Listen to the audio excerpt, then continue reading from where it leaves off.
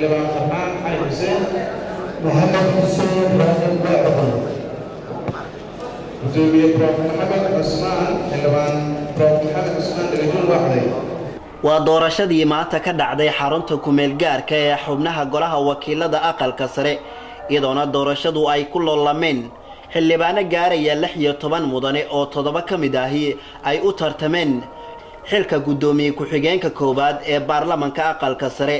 halka 2 kamid ahi ay u tartameen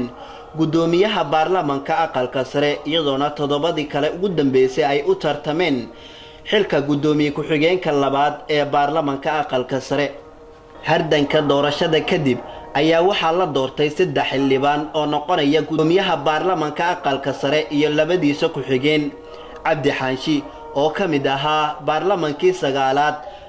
ayaa ku soo baxay xilka gudoomiyaha baarlamaanka aqalka sare halka gudoomiye ku-xigeenka koobaad ee baarlamaanka aqalka sare uu ku soo baxay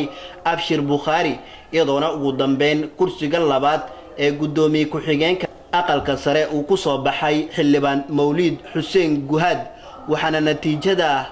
codeynta ku dhawaaqay si hayaha xilka gudoomiyaha aqalka sare ee golaha shacabka Soomaaliyeed Cabdi Xaashi Cabdullaahi wuxuu leeyahay 43 وحمادنا مجران لما نوعي هاي كنتم يلا ساس وعكوب بوليستي عبد الله عبد حاشي عبد الله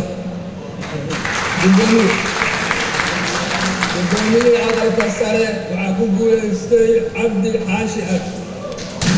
baarlamaankani cusub ee Soomaaliya ayaa looga fadhiyaa in ay shaaciyaan